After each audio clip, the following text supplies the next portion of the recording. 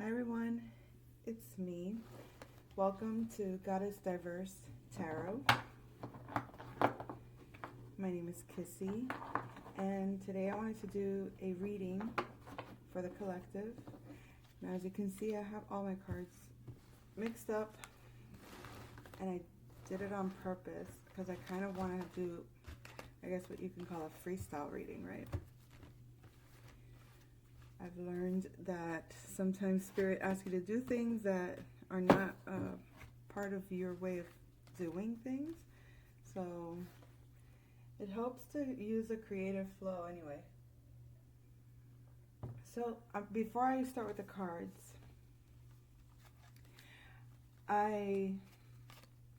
we're going to dive into the collective, but I saw, I had a dream. There was a divine masculine that was a very prominent divine masculine, standing outside of the door of the place that there was a party at. He was wearing a tuxedo.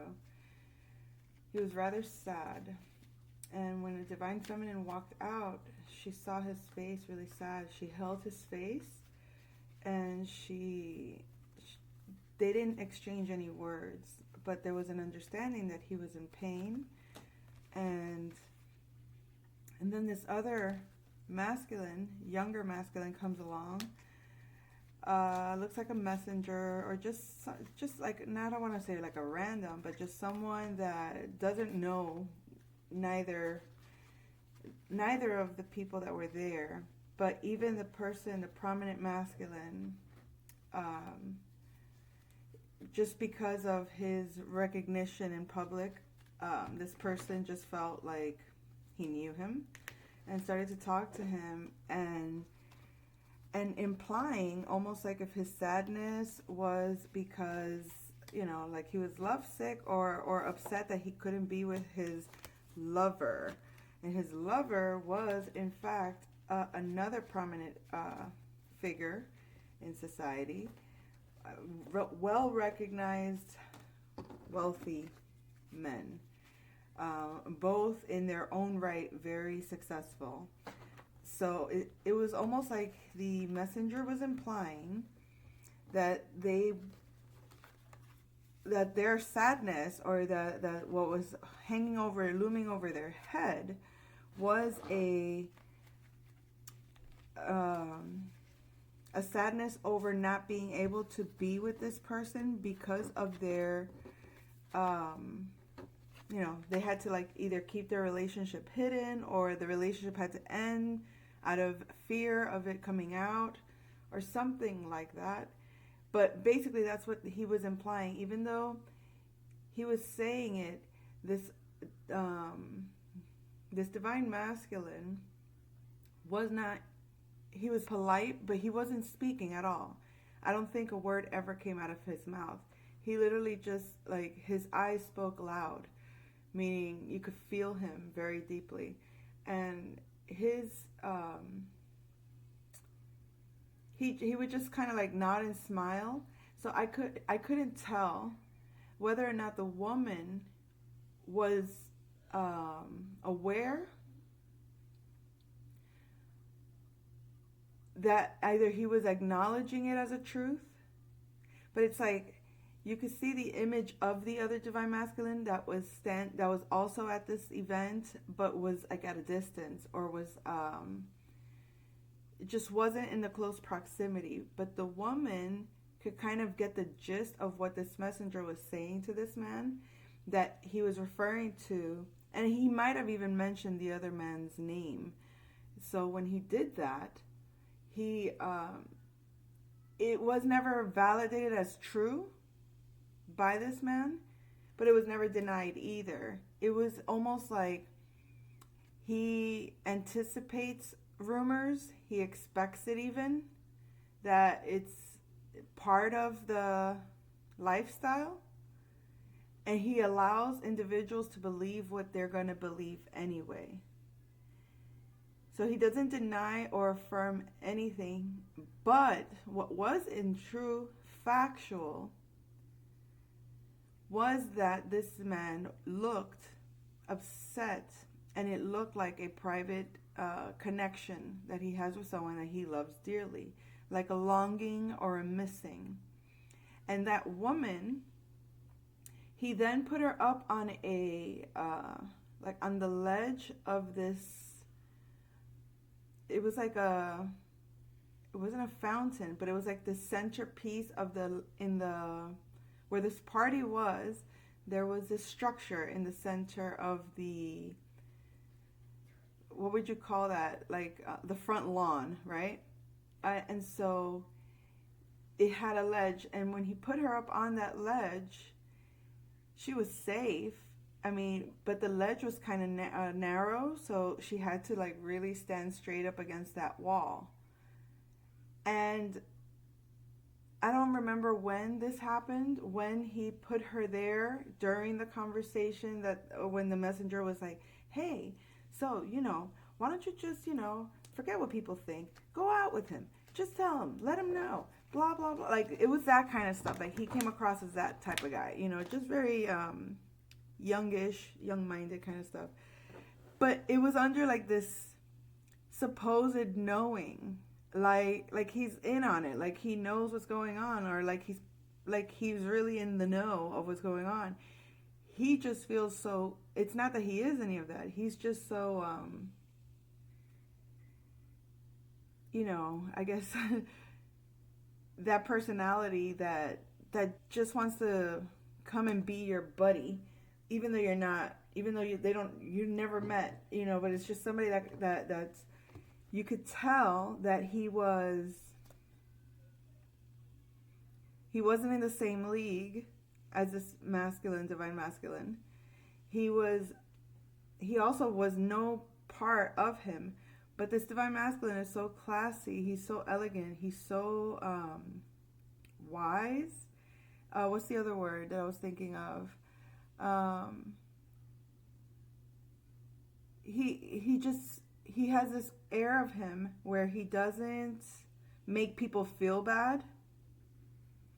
It kind of gives off a little bit of that Keanu Reeves vibe. Like when you see him in social media, and they usually describe him as like just a very humble person, or very, doesn't see himself as anything more than, but he is well aware that he's very popular and very admired and very well known and very, but also this masculine did, I'm getting the pieces of the story as I go through it.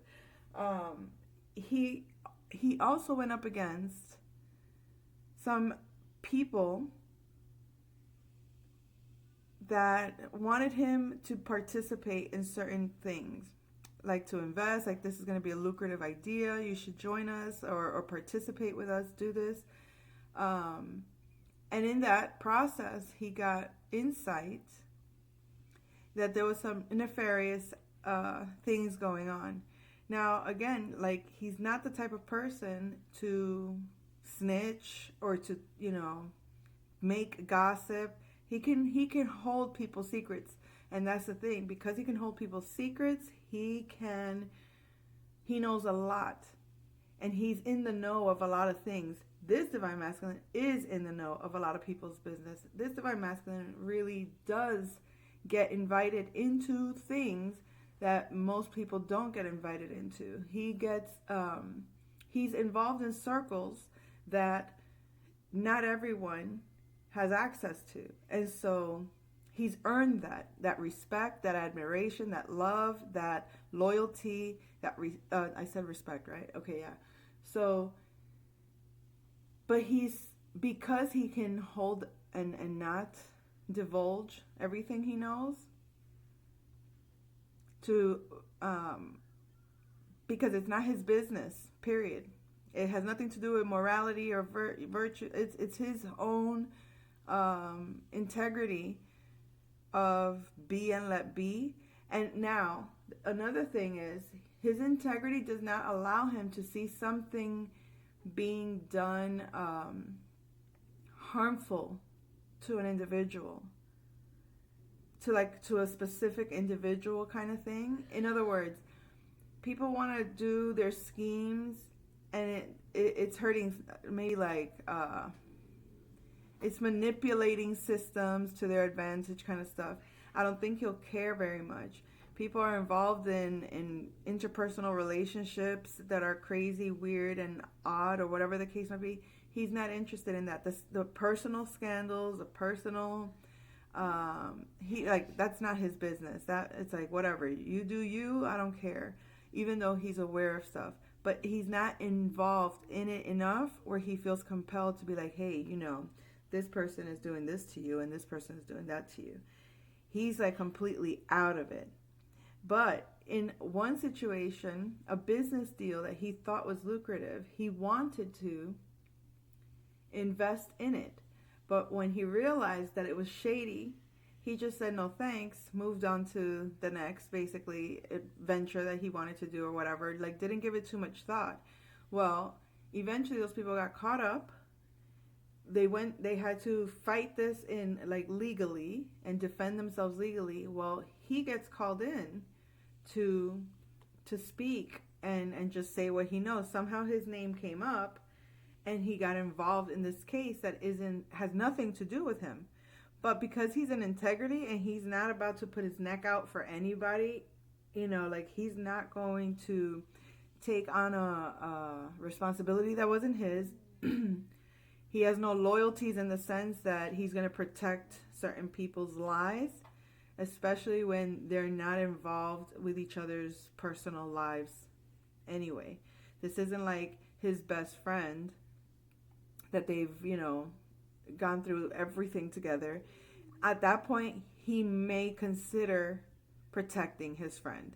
But this is just some random person that's in one of his social circles, and he sees, oh, he's involved in this, and a whole bunch of people are also involved in that. Some, different realms, different levels.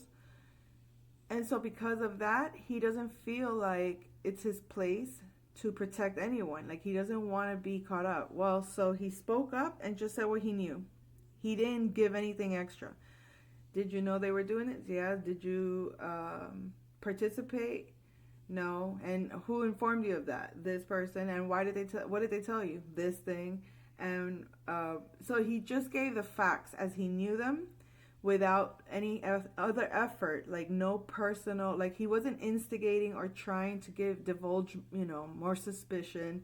Like, if it was up to him, he wouldn't even be testifying. If it was up to him, he wouldn't even be participating in any of it. Like, he's not out to get them, kind of thing, and he would rather not. But because he's a law-abiding citizen, or because he does things by the books, or with integrity, he does his due diligence, or he does what he's required to do in terms of staying politically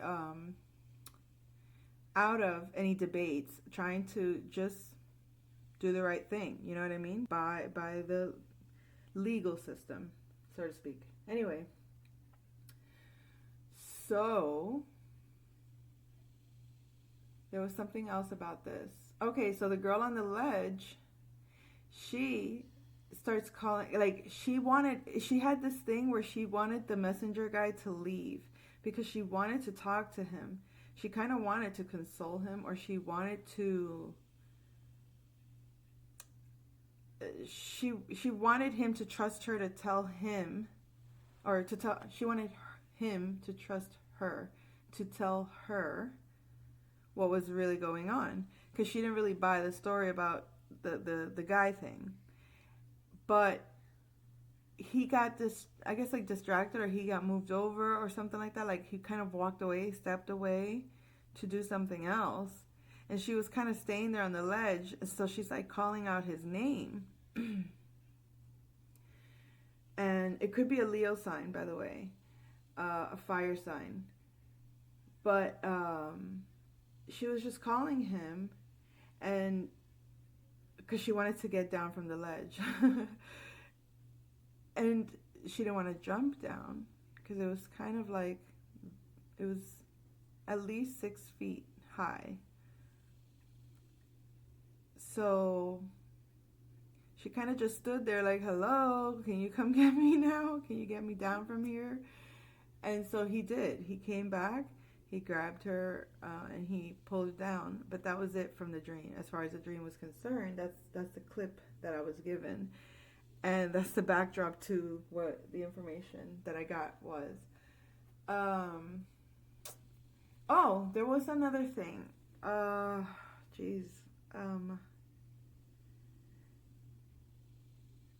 It was a saying from a movie. And it was a masculine. Not the "you can't handle the truth" line. It was not that one. It was another one. Oh, I know.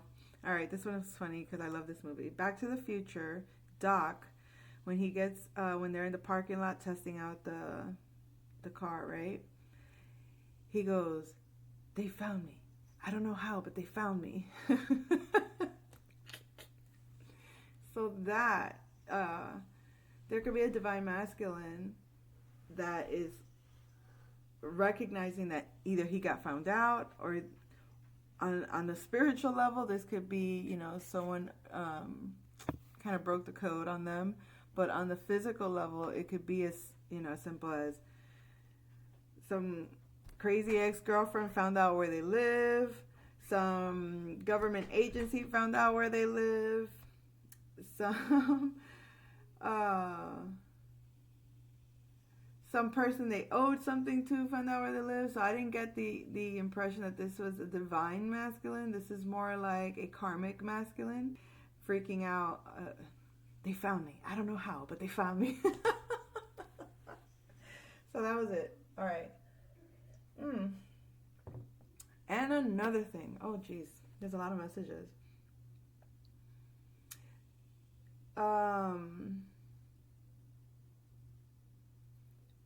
The divine feminine energy has been kind of putting a bit of pressure, I think, on the masculine.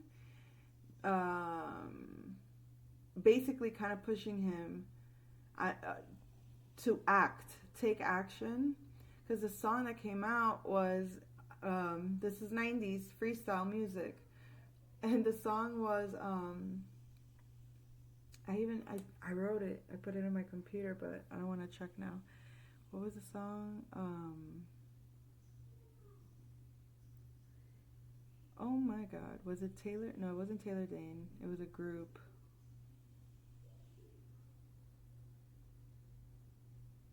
Jeez Louise. Okay. It was like,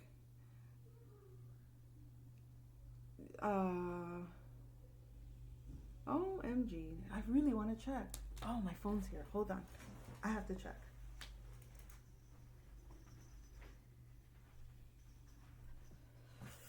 Okay. One moment.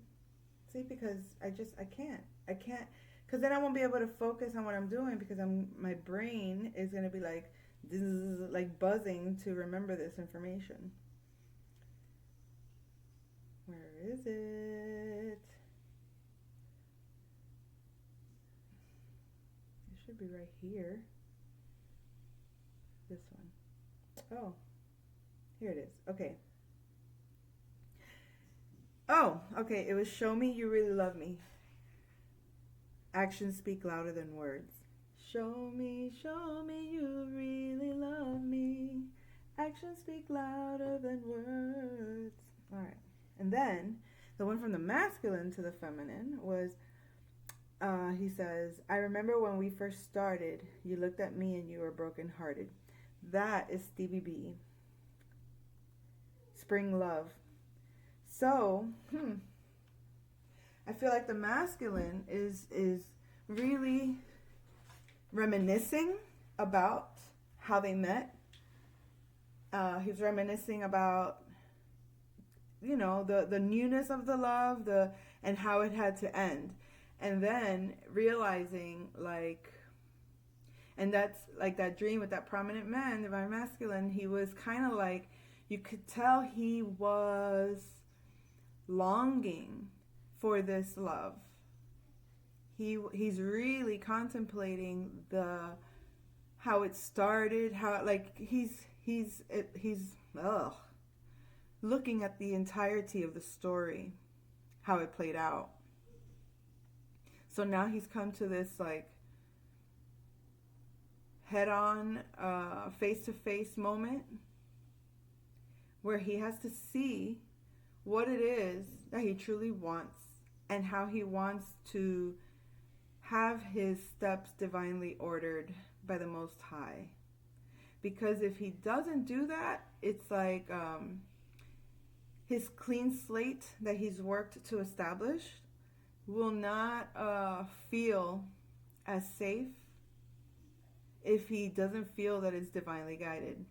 So, and that brings me to this other moment, which is like I use incense and herbs, and I just sage, right? Candles. I do this, but I'm not religious about it, okay? And so it kind of like Spirit brought to my attention that whole thing was like today, a few days ago, I was like just compelled to go out and buy sage and my Nag Champa incense. Very spiritual, very healing, very calming, you could feel the presence, like you just feel like your environment can feel safe. The sense of those things bring a vibration and from the angelic realm, okay? And then I also purchased some dragon's blood with sage incense. It was like I just knew, okay, it's time to do a spiritual protection, cleansing, clearing, whatever. Now, you'll see that there's people that do this like religiously. And I do it for pleasure, basically. I'm in the mood to feel that vibration. I'm in the mood to feel it because it's like religious doctrines become habitual even when you don't need it. It's kind of like, I don't know what term to use for that, but it's like, it's overkill. It just becomes overkill, energetically speaking. Like some things, bless you, puppy. You're welcome. Some things you don't have to like do on repeat so often. You don't have to do regularly. And I'm not telling anybody how to do this, but I'm also going to clarify. Thank you, baby. You're welcome. So, like I've heard through the grapevine, like, oh, she doesn't pray before she does her readings.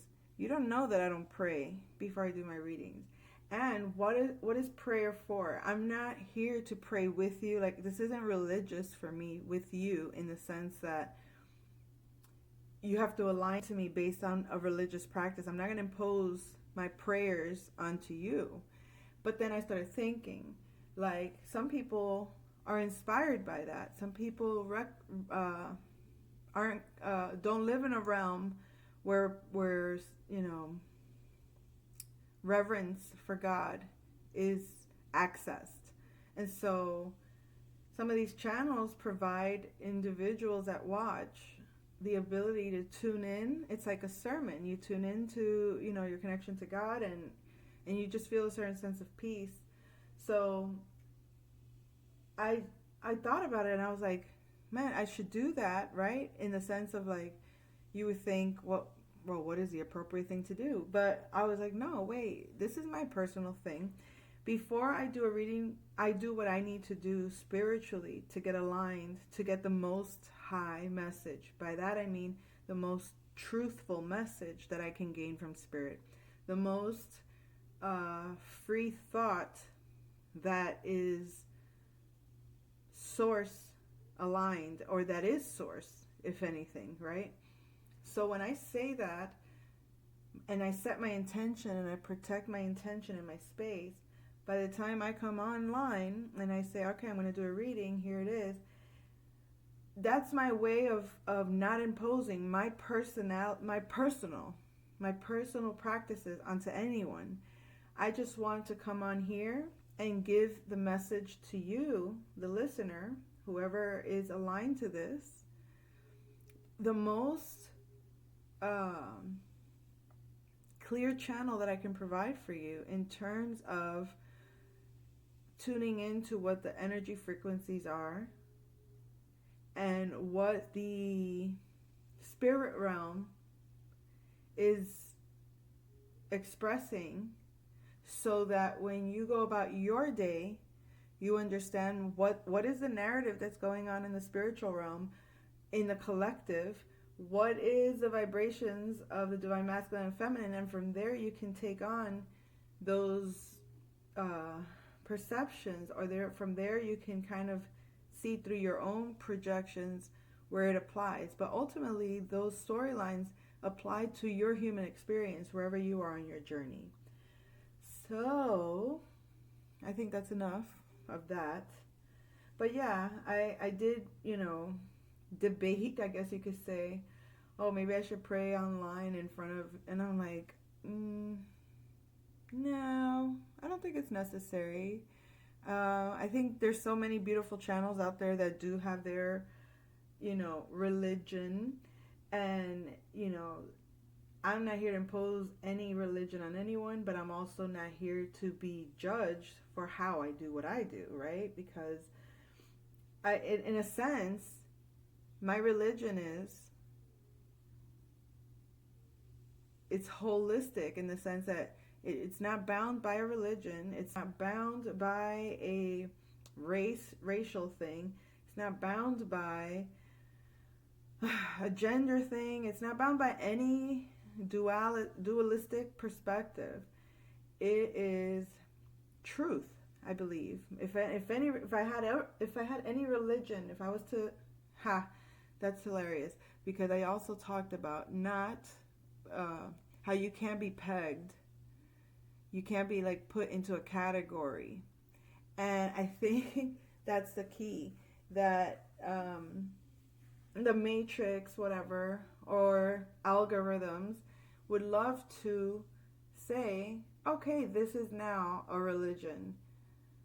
And then observe it and see, well, what habitual patterns do you create? Because that's going to be the practice. And then everybody has to do that practice to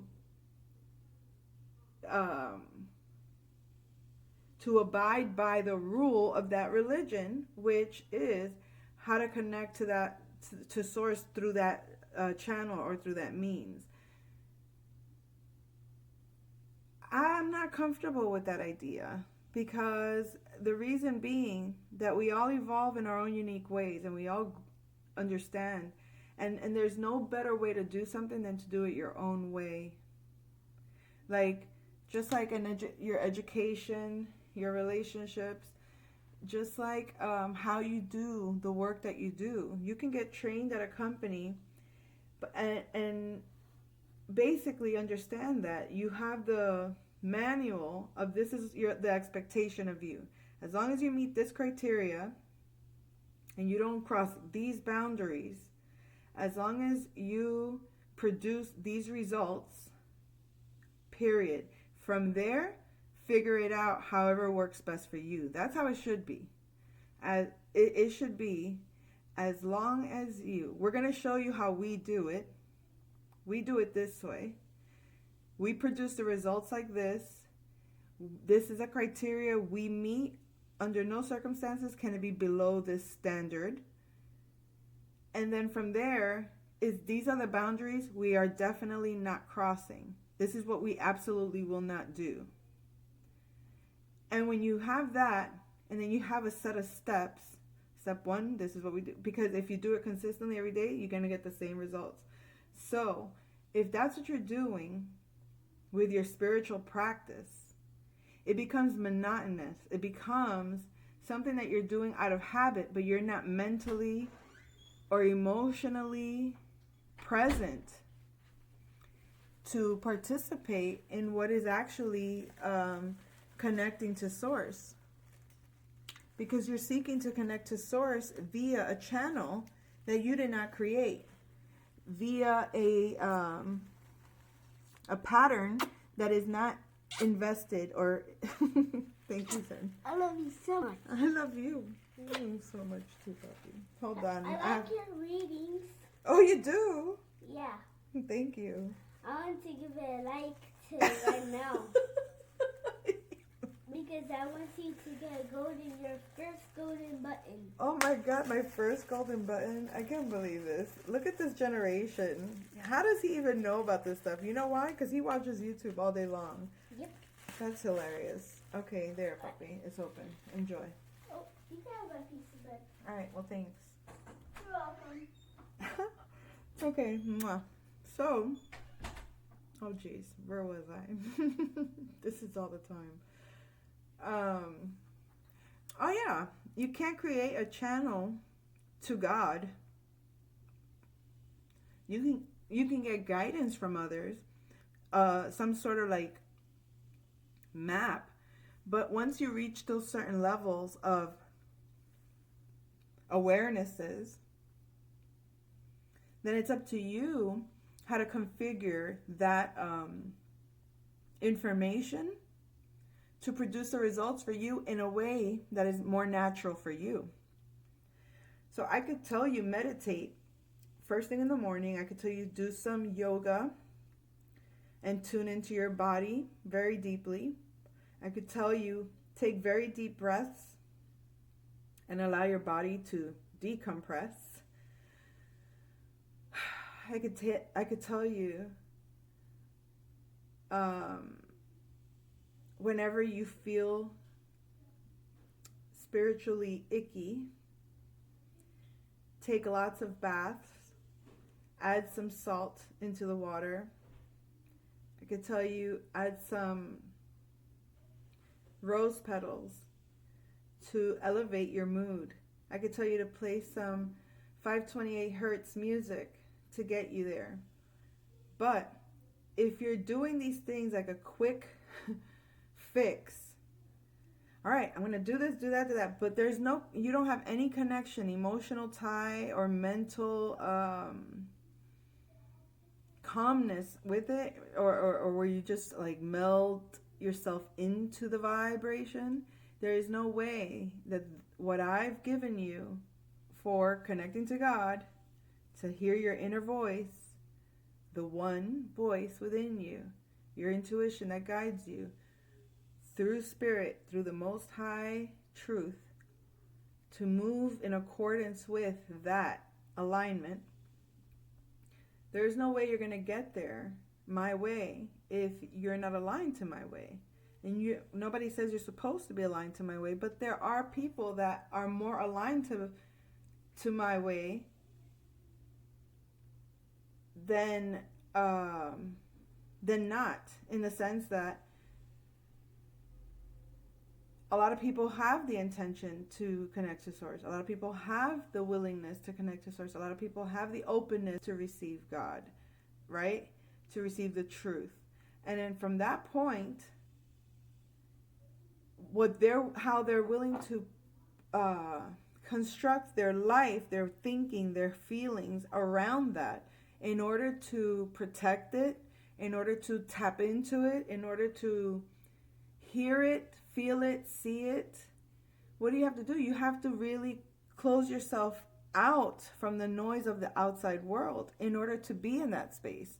But to be in that space, you got to clear out a lot of thinking, a lot of feeling, a lot of psychological patterns that create your environment in certain ways that don't even give you the space for presence. Imagine if every time you say, okay, God, I want to have a conversation with you, and you sit there and all of a sudden all you have is mind chatter, past thoughts, future, planning out the future, daydreaming. You're not here and now. So until you get to a place where you can be here and now, where there are no external things distracting you, where there are no pressing thoughts gnawing at you, where you can fully be in the moment, fully be in the presence of the stream of thought or the stream of vibration that comes through,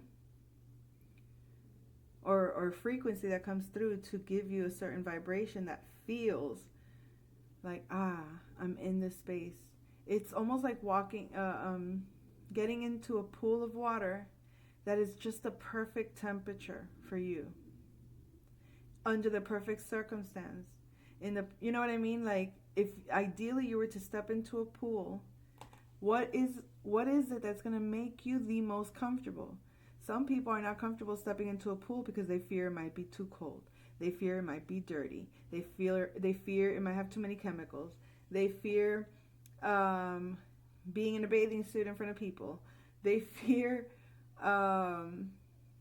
who's watching, who's not watching. They're looking for someone to watch them. They're looking for someone not to watch them. They're wishing that no one was there so they can dive in and just be free. Or they're hoping that a lot of people are in there, and if they're not, they're miserable. So you got to see all these ways in which people are not willing to just go inside the pool because of all the reasons that pool,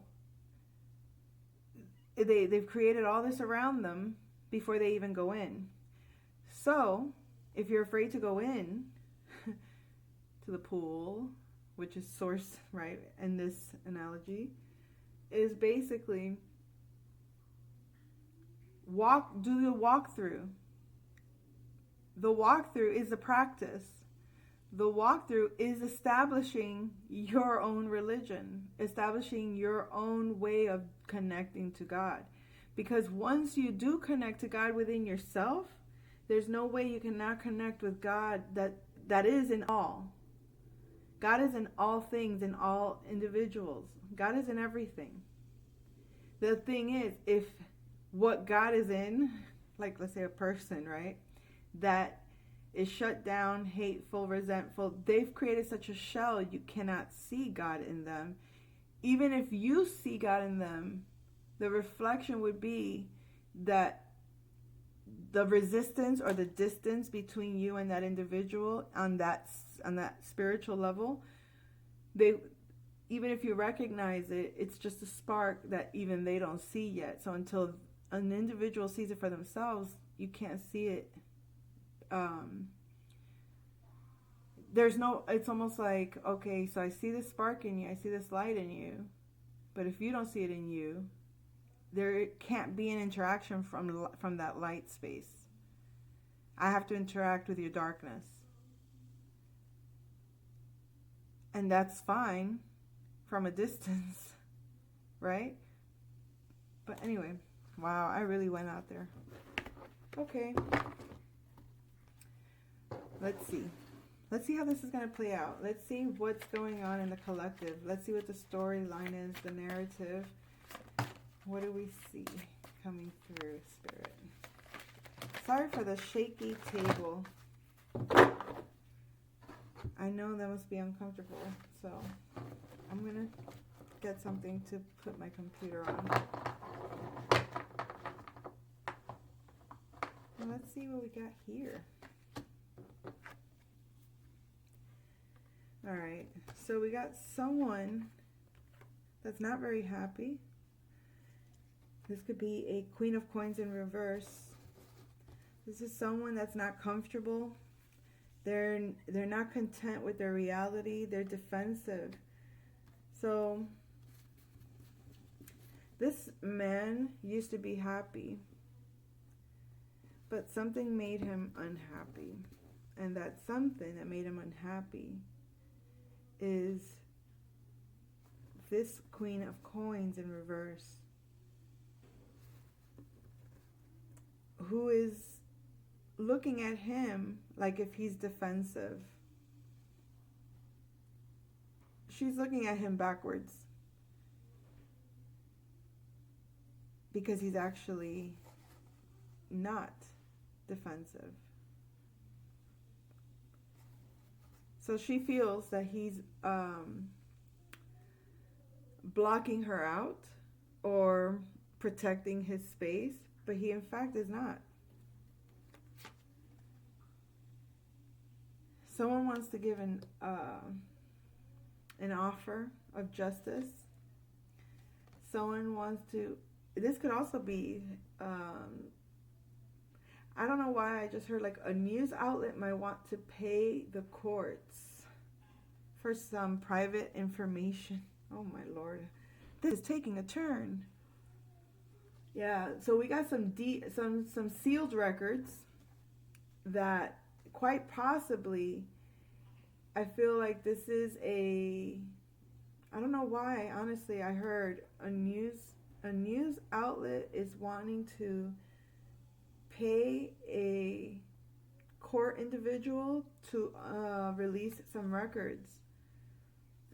The mayor's endorsement. I don't know if I can,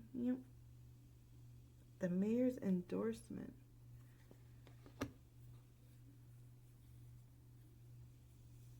All right, let's keep going. The mayor's endorsing this news outlet to pay off the courts to open a case. No, puppy, that's for you. Mom, I already made mine. Oh, beautiful. You have it. No, you have it. You have it later, okay? All right, thank you. I'll put it in the freezer, okay? All right, thank Not you. the top, on the Okay. bottom. Okie dokie. So, yeah, they want some record to be released because it's very, very concealed. Very,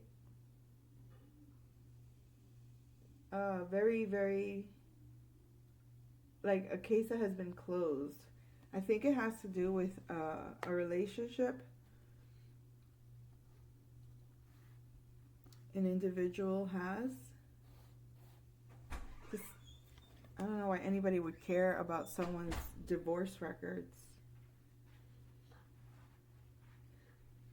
Oh, it's a fantastical indulgence. They want to indulge in getting this information. I guess they want details. Professor Plum in reverse is Sagittarius energies.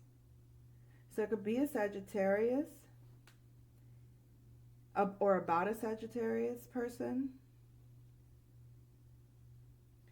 But somebody wants to kind of get this information that's been sealed or closed just to indulge in a fantasy.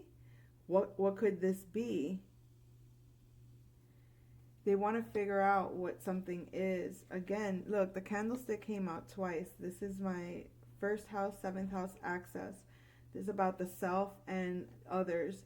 This is about balancing relationships. And aren't we supposedly in the South Node now? Isn't the South Node in Libra and the North Node in Aries? If I'm not mistaken. This might have to do with that. But yeah, so somebody wants to they don't want to discuss it. They don't want to have a conversation. Somebody just wants the truth. And the truth has to do with somebody not making a choice. Not choosing a relationship, a love offer. And what is it that made somebody get out of their stagnant situation? This love offer. There was somebody that wanted to give an offer. They wanted to give an offer to somebody that had secured themselves or that was secure financially. But it turns out that this person is a King of Cups. And the Knight of Cups wanted to come give this offer to this King of Cups. This person was just not a very loving person, or they were not very content, not very happy. This younger individual was coming with love, but this person was very reserved. But earlier we said that this man was sad because a woman was seeing him as he being defensive, but he's not defensive. He's not protective and defensive, right? So somebody that wants the truth about why somebody didn't make a choice in this relationship, which could be this queen, no, it could be this Nine of Cups in reverse, that he's sad now. of why this woman sees him this way. Oh, he might be compelled to endorse this media outlet to reveal hidden records about a relationship just to indulge his fantasy about something to do with a Sagittarius. Try to figure out what it could be. Could be about an Aries, about a Leo. Not Leo, but hey, could be Leo. But what I wanted to say was Libra. Aries, Libra energy. This Nine of Cups, that's sad that this Queen of Cups saw him the wrong way. Wants to endorse this company to look into this record of these court records. This is just for, I think, just to indulge his own fantasy. Maybe he's having a deluded fantasy, thinking like, if she didn't pick me, it must be because of something. I need to find out what was it, what was hidden in that past. Almost like if he's convinced that something about the past in her life is the reason why she sees him backwards, and him not being able to believe it is willing to endorse, basically bribe or basically bribe a court official or somebody that has records, concealed records or something. This could very easily be court records, just to figure out what it could be about a certain Sagittarius or a relationship, or maybe even it could be about the religion, or it could be about a relationship with a Sagittarius. So willing to basically fight for this, to understand why they didn't choose this love, and why they're not bored, or they're not stagnant. They're actually moving forward. It's like they declined offers that were not for them, and they decided to go forward and give their love to a secure person. But this secure person is not happy.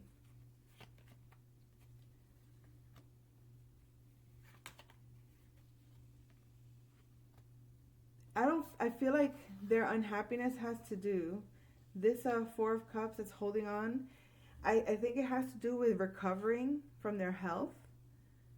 And they do recover from their health. And it has to do with this love. So this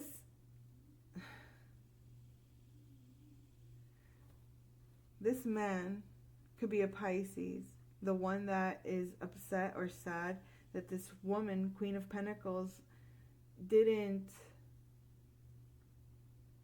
see him the way he wanted her to see him. And because of that, decided to look into deeper information about her. Possibly a past marriage, looking into her records. And the reason is just to, I think it's like to alleviate their victimhood, or maybe even to indulge in their victimhood. Like, no, I bet you there was an issue there, or I bet you there was something else. It's not about me. It's not that she's looking at me wrong. Like, I feel like it's not taking accountability for why this woman is not interested. She just isn't. He can think she's looking at him the wrong way, but regardless, she's looking at him the way she's looking at him, not the way he thinks she should look at him. And that's her prerogative, right? And so I think he thinks that she's involved, or that whatever it was with the Sagittarius person that she might have been involved with, or Aries, Libra, he feels like that's the reason, and he needs to find out what that was. Like he thinks it has something to do with her past, and now he needs to know. So he goes off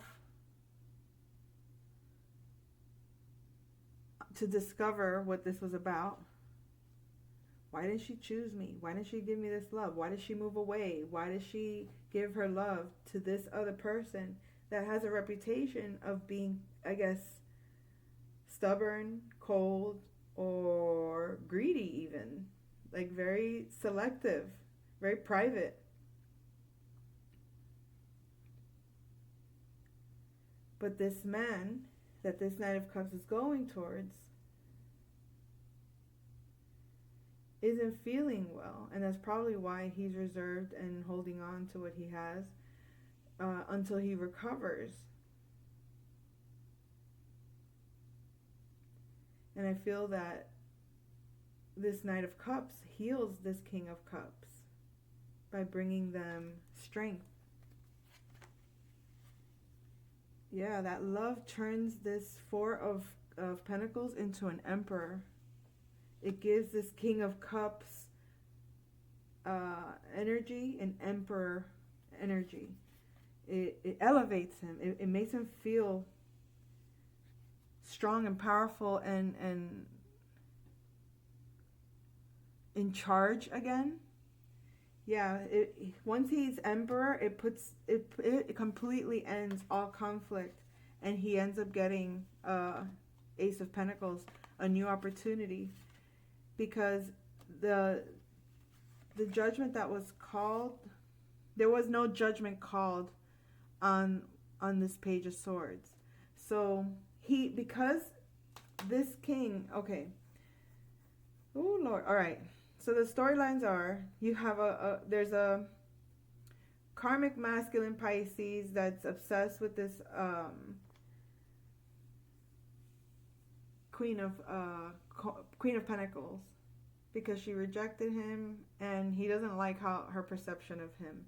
So when he goes out of his way to go pay out whoever he has to pay out to figure things out, in the meantime that he's doing this, she's giving her love to someone that was, while he's thinking that this has to do with something about her past, he's not aware that she's giving her love to someone else.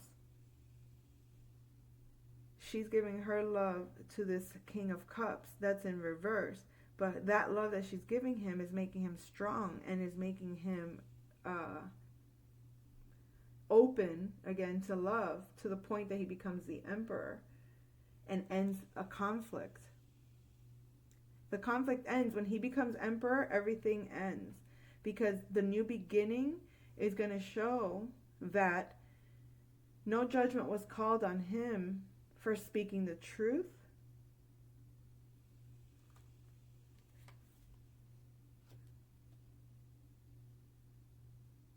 And that ended a cycle.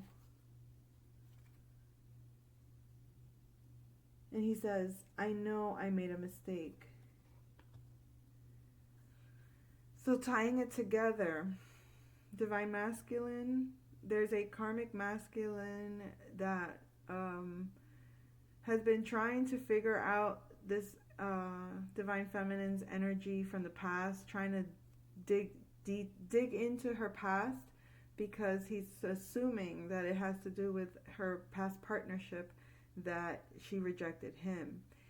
He's unaware, while he's off in La La Land doing all that, he's not even aware that she's giving to you.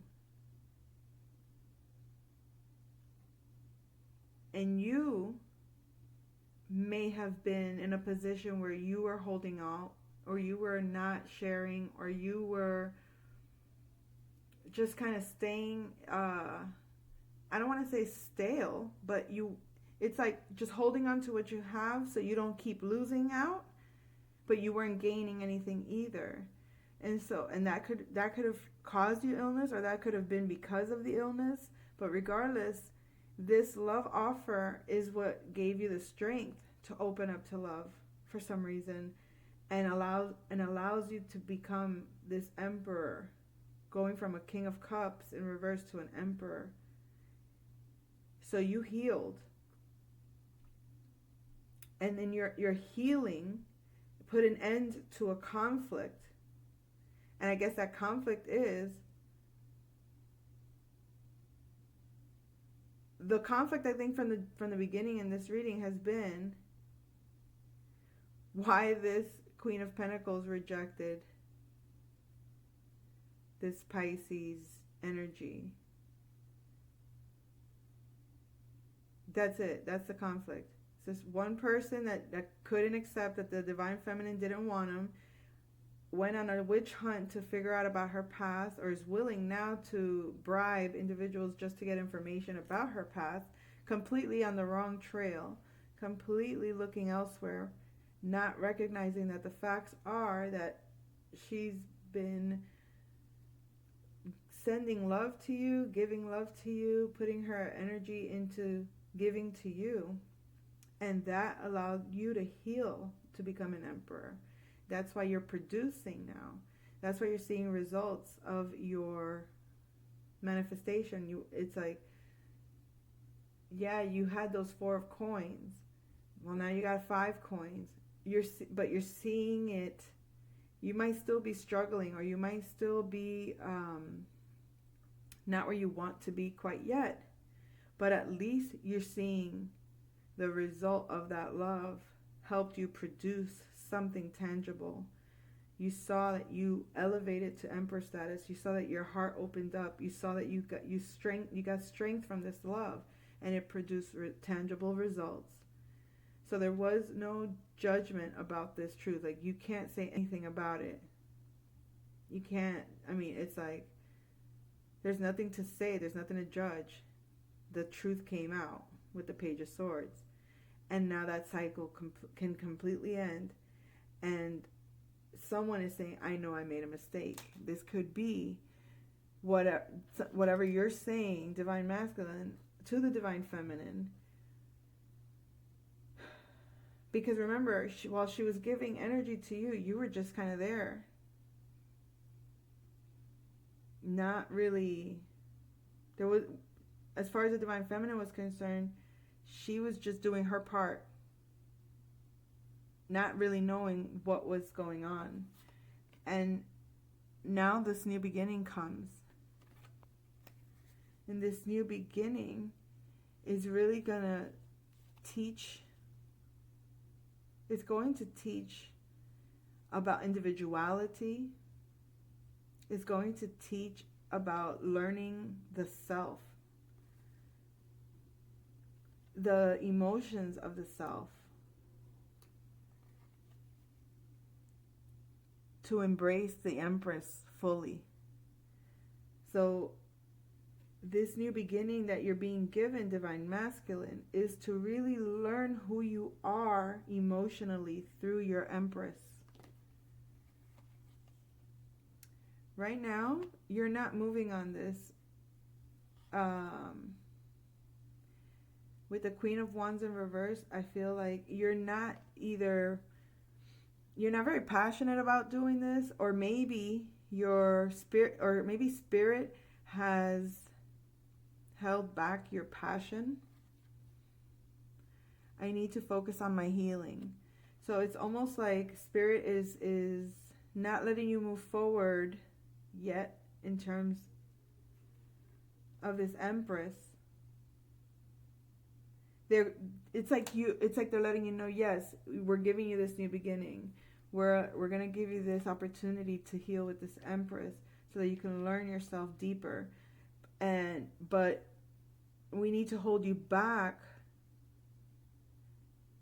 from your passionate energies, or from, pursuing your passions in a sense, so that you can focus on your healing. Otherwise, the Lover's energy, you won't be able to make decisions if you're not healed in your fire. So I feel like you healed emotions to the point that you attracted your feminine, or that you're being granted the opportunity to learn yourself emotionally with your feminine, but there's still work to do with your passions. And I feel like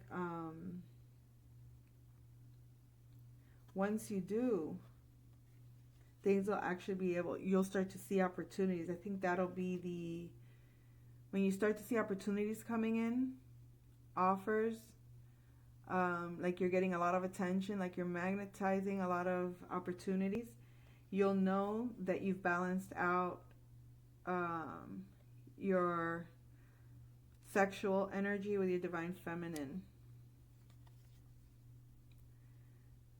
Because you are very passionate about the divine feminine. You have a lot of, there's a lot of firepower there.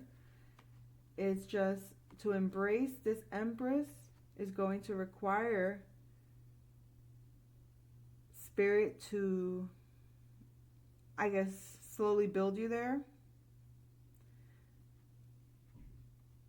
Because if it's too much, too soon, or you won't be able to balance the duality between you and the feminine. So I'm going to leave it at that. I hope you enjoyed the reading. I'll come back with another message soon. Take care.